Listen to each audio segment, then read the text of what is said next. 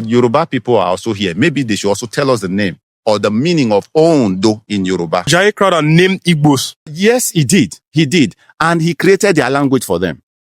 He drew their language for them. The book is still there. And for the Yoruba, he did same. The word Ondo is not actually Ondo. It is Emaudo. Aroundo. Ema, people of Udo. Okay. Ondo was founded by people, immigrants from Udo. In Benin here, you have heard of Udo, right? The village of Aruan, the giant. Yes.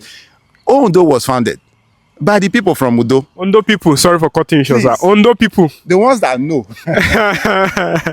I think it is important for us to know, to know a bit of the mistakes that our forefathers made was, I don't know, maybe the history was corrupted, I don't know, by the colonial masters, or I don't know why we don't have a straight history. Just one single history. How do you say, sir? Emaudo, that is the people of Udo. And it was founded, Ondo, I'm saying it.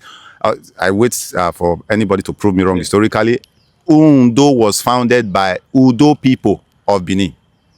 Udo people of Benin. Now, sir, let me quickly, you see, all of these things were done by, you understand, or do you agree that what you now call Benin Kingdom was larger than this? I heard it was a very strong kingdom. Our boundary to the west, that's to the Yoruba side, now was now called Yoruba, was at Otun. Where's Otun? Otun is now in it's Ondo State. Is it Ondo State? Yes, Ondo State. Otun. Do they still bear the name till today? Yes, it's there. Otun. If you check the map, you see it. Otun is like a village or a town? It was, I think it was a town. Now, that was where the boundary between Benin and Oyo Empire.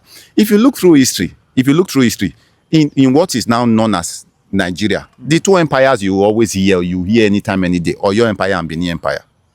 So the boundary between Benin to the west was at Otun in today's Ondo State.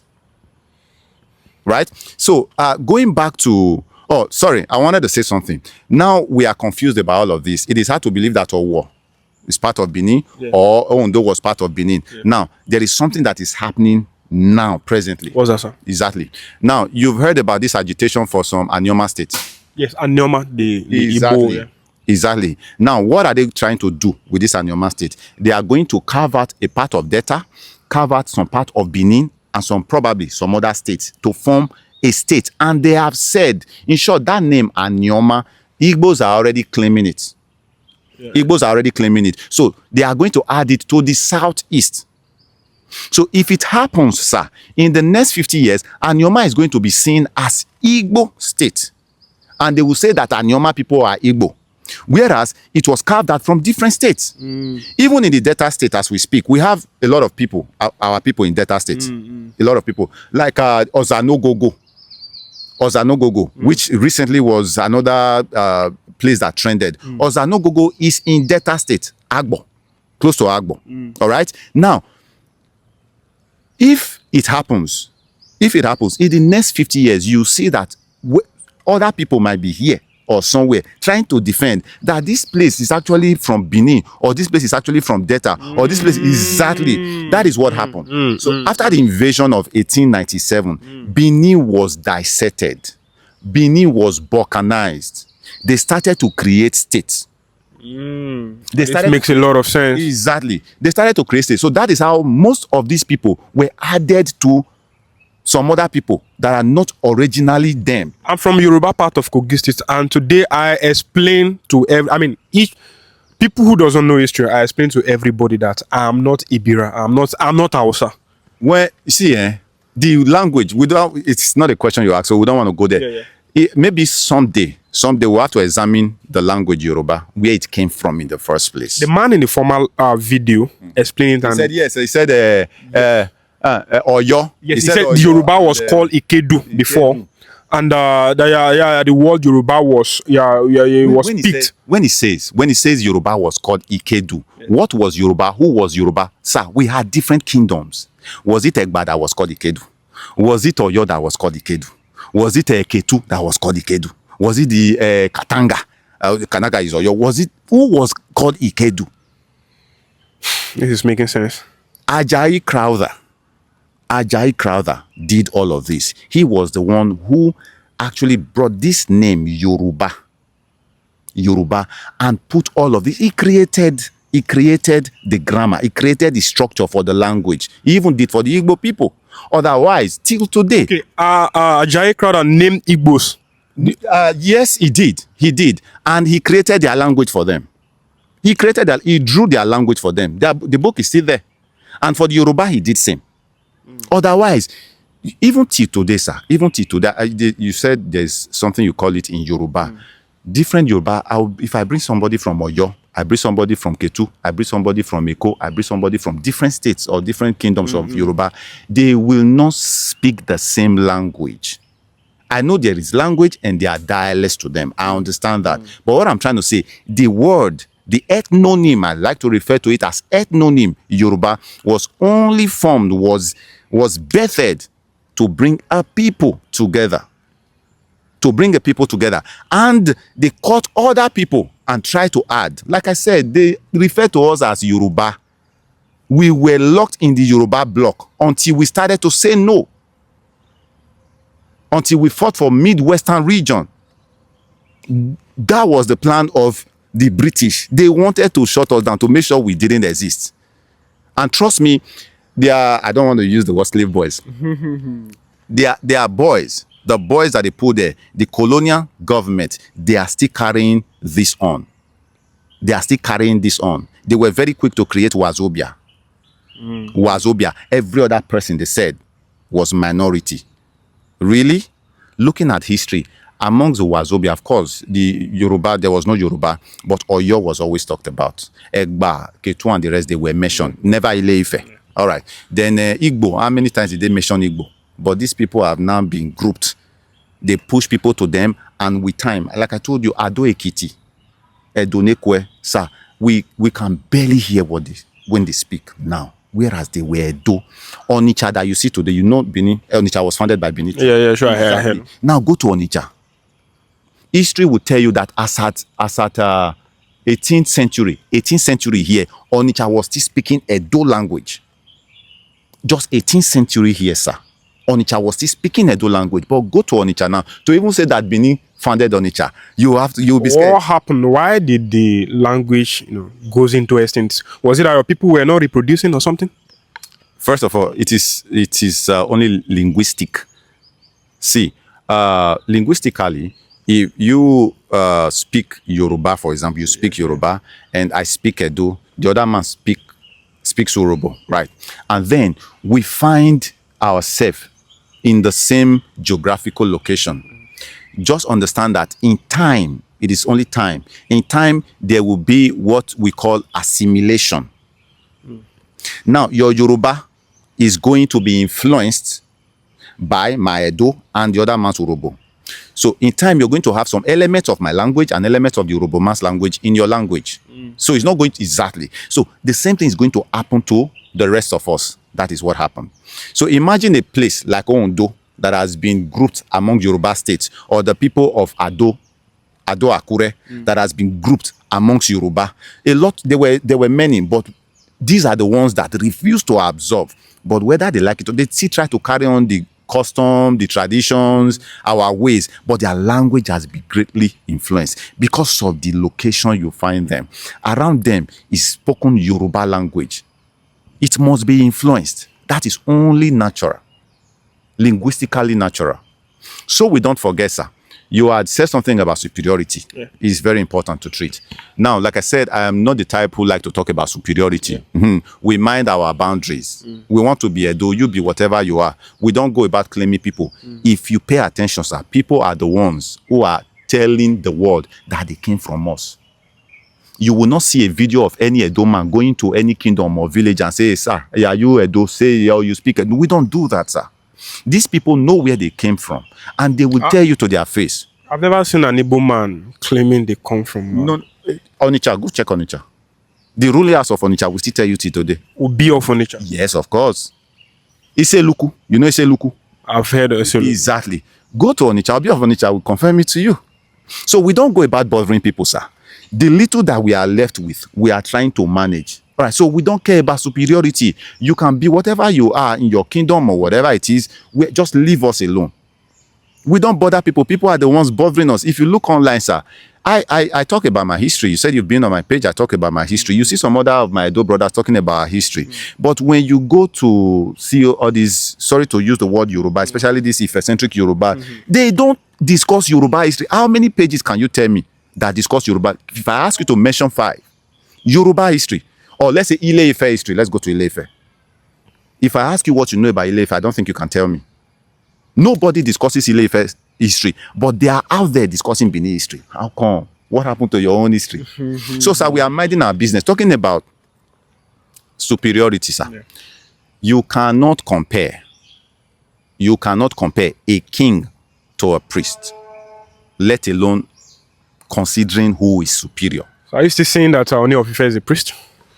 Do you have some evidence, or have you read some material? Let's look at it. I don't mean to disrespect him or anybody, but we're just going to say things the way they are. Let's set the record straight. And this is the truth, which can be verified. And if it hurts anybody, I shouldn't be responsible for that if the truth hurts anybody. Now, I say again categorically, Ooni of Ife is a priest and not a king. Can you prove it to me? Yeah, yes, let's prove it. Now, let's look at it from 2 different perspectives. Yeah. All right. From a linguistic perspective, by that I mean, before you say someone is a king, like literally a king, because anybody can be a king. Yeah. Michi said she's a king, right? King Michi. So, if you look at it literally, who is a king? The definition of a king. Now, when you look at the definition of a king and try to marry it with the position of the Ooni, you see that he is not a king. So, a king is supposed to be an absolute ruler, according to English dictionary, an absolute ruler, which is actually gained most times by a means of succession, which is most of the time is by primogeniture, father to son, or father to child, because there are still some kingdoms that allow female children, right? Okay, now, if I ask you of any king that you know that was a king or is a king and the father is still alive, I don't know if you can mention anyone, whether in history or today. I don't know anyone. Okay, you don't know. The truth is, some have existed. It has happened. I think Ooni of Ife father is still alive. Okay, we'll come there. We'll come there. Now, when it happens, sir, when a king has a father, it is only by a system called abdication. So when it gets to this person's turn, maybe it gets to your turn, then you say, no, I do not want the crown. I want to pass it to the next in line. That is abdication. And most of the time, it is always due to age or health issues. So when they see that they are not fit for the throne, they pass it to the next person in line who is able. Abdication. Good. Now, I have seen Ooni's father. The man is not old. He's young, hale. He's not old. Exactly. Young, hale, and hearty. So if the throne came to him, if there were a throne and it came to him, why did he abdicate it? If I ask you of any king that you know that was a king or is a king and the father is still alive, I don't know if you can mention anyone, whether in history or today. I don't know anyone. Okay, you don't know. The truth is, some have existed. It has happened. I think Ooni of Ife father is still alive. Okay, we'll come there. We'll come there. Now, when it happens, sir, when a king has a father, it is only by a system called abdication. So when it gets to this person's turn, maybe it gets to your turn, then you say, no, I do not want the crown. I want to pass it to the next in line. That is abdication. And most of the time, it is always due to age or health issues. So when they see that they are not fit for the throne, they pass it to the next person in line who is able. Abdication. Good. Now, I have seen Ooni's father. The man is not old. He's young, hale. He's not old. Exactly. Young, hale, and hearty. So if the throne came to him, if there were a throne and it came to him, why did he abdicate it? On what grounds? I feel there's a reason. Okay. What I heard is that it is the Orishas, the Olodumare, the supreme god of Yorubas. He is the one that chose our king in the lineage of the kings. Okay. So he is the one who chose Oba Enito Adeyeye. Okay, thank you very much. One of the problems I've had with some Yoruba people, when we are talking reality, they're talking mythology. I don't know if you understand, sir. I get. Okay, assuming I were a Christian, God forbid, assuming I were a Christian. Okay, you're not a Christian. No, I'm not. We'll come back to that. Assuming I were a Christian, do you think what you just told me would make any sense? All right. So, whether Orisha chose him or not, like I said, we'll look at it from not a mythological point of view, but linguistic and historic point of view. All right. So the father is there. The father is there. Let's assume for whatever reason, like you said, maybe he had reasons. So he abdicated the throne. And let's take it from there. Let's leave Orisha. Now, if you abdicate your throne, you have to give it to the next person in line. Are you also aware that the Ooni of Ife is the last of 3 boys, 3 sons? Yeah. Good. So, Ooni of Ife should be the first. If he is a monarch, if he is a king, he should be the first king in history that has a father and 2 elder brothers. It should be in history. That is one, linguistically. Now, looking at it from the historical point of view, sir, there is no, Ile-Ife does not have much of history because they are not as old as they claim. Ile-Ife was probably founded in the 18th century. And I've told them. Probably. I don't know, but I think there are a lot of histories about Ile-Ife and people who knows better will comment. I wait. I just mentioned the first time Ife was ever mentioned was 1857. First time ever. And they also said that it was not that particular Ife. Then the second time was by a Yoruba person, 1895. 1895 by J.O. whatever. Yeah, Olawumi, John Olawumi, what I forgot the last name. Right. So I have Ile-Ife story, and I know that's where I'm going to. So there is no historical material that refers to Ooni of Ife as a king. They will refer to him as a priest. They will refer to him as the spiritual head or the religious head. At some point, they will say the head of the Yoruba church. You can check Leo Frobinus. You can check even some. Yeah. He is often referred to as spiritual head of Yoruba. Exactly. And next to God. That's for Yoruba. That is for Yoruba. So, how do you call such a person a king? If he were a king, they will say king. When you look at historical material, they will say the king of Benin. They will say the king of Oyo. They will say he's superior, like he's the king of kings. I don't know the title for someone who is greater than a king, like he's superior than kings. Kings bow to him. You must have seen video materials where kings are bowing with their crowns to him. I don't know what king bow to him, but that is our business. I think what is superior to a king will be an emperor. Which Benin kingdom has attained. We've had emperors. Benin was an empire at some point. You know that. Now, talking about, let me explain Ile-Ife to you. Ile-Ife, I dare to say, I've said this many times and I wait to be challenged. Ile-Ife was formed not earlier than the 18th century. Said it? Yes, not earlier than the 18th century. And I think it was formed as a replica, as a duplicate of the real Ife by the British. And I'll tell you why. By the British? Yes, of course, sir. Yes, of course. The same British who put Ooni there and the same British who started elevating. I will give you the history of. This is a spiritual crown of a whole race. It's beyond the colonial masters and the whole. No, sir. No, you cannot say that. How can Ile-Ife be the spiritual whatever of the whole race? No, sir. Some Yorubas are already denying it. You are out there. You are on social media, sir. Some Yorubas are already denying it. So we are not the only ones saying this now. Some Yorubas are already denying it.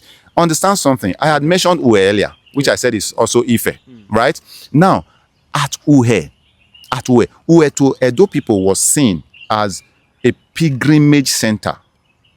A pilgrimage center. We had an overlord there, a priest actually, a sovereign there that we refer to as the Ogenenue. What does it mean?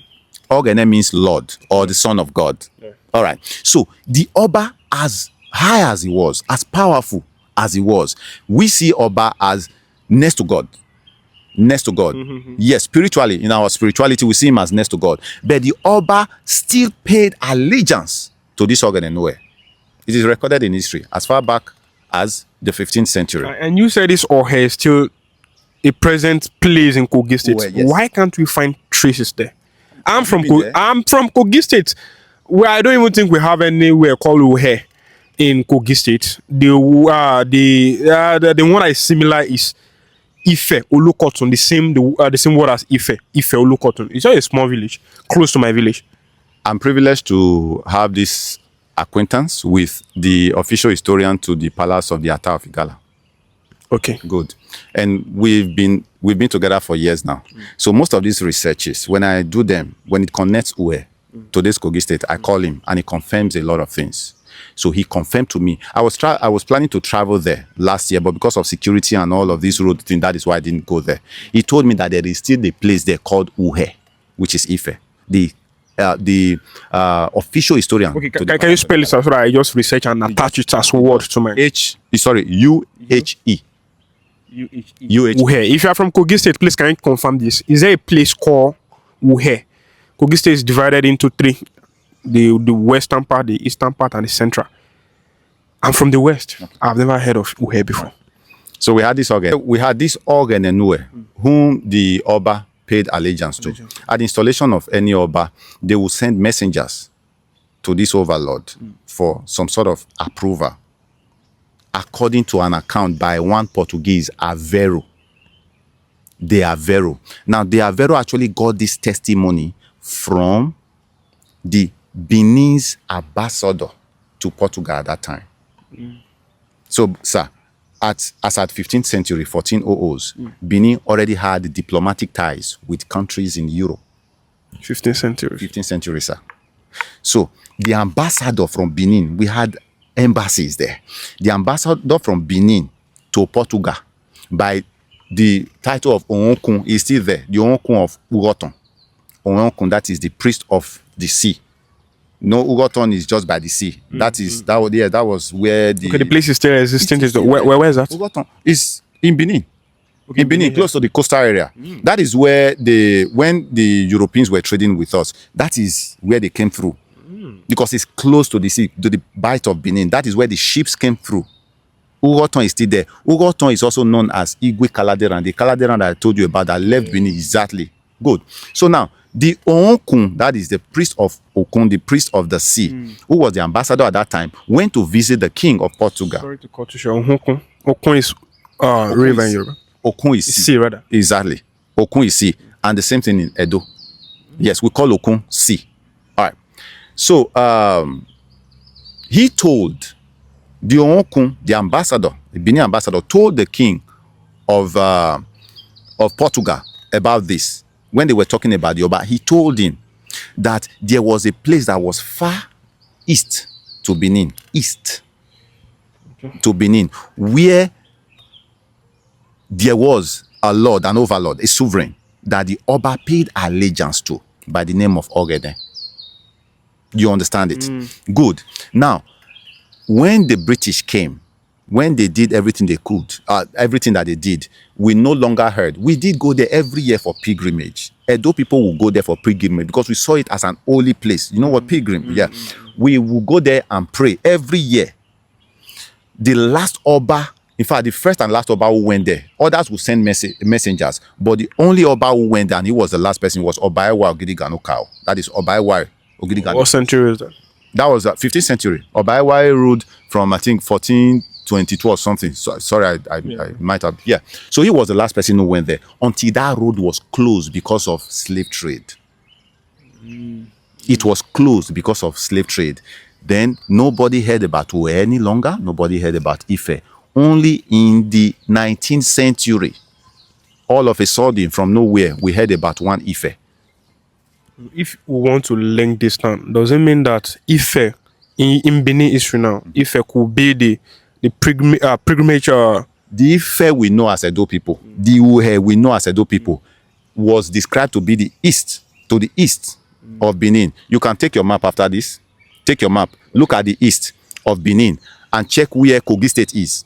All right, and then I've done this in some of my videos. Then you look at where Ile-Ife is, this way, and not to the east.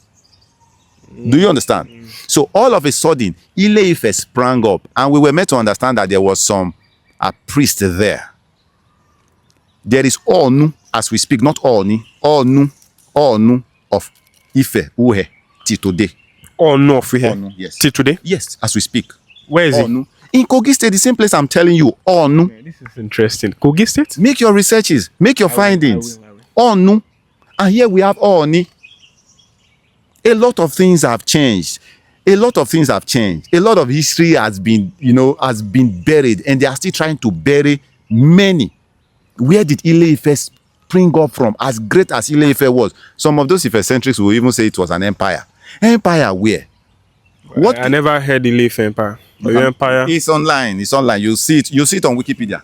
Man, you will see it on Wikipedia. So, sir, as Ile-Ife, as great as it was, the primate of all Yoruba kingdom, nobody talked about Ile-Ife. No historian, no merchant, all the people, all the Europeans, even the Americans who visited West Africa, nobody. They mentioned so many other kingdoms, smaller kingdoms. Even Owerri that was not a kingdom. Owerri was mentioned by Dapa. Nobody mentioned Ife until the 19th century, 1857, by an American. And when he did, I will repeat, he also said that this is not the original Ife. What other proof do you want? Nutshell, sir. Sorry? In nutshell, in conclusion. Yeah, what I'm saying is the Ife of today, the Ile-Ife of today, is a replica, is a duplicate of the original Ife. And it was, in my own opinion, this is my opinion, yeah, it was created by the British to change our history. To change our history. Change Benin? Yeah, to change Benin history, of course. To change Benin history, to make us believe that that we had always known, that the Oga Enenue that we had always known, that the Uwe was Ile-Ife, and the Oga Enenue was Ooni of Ife, which is not true. Thank you very much.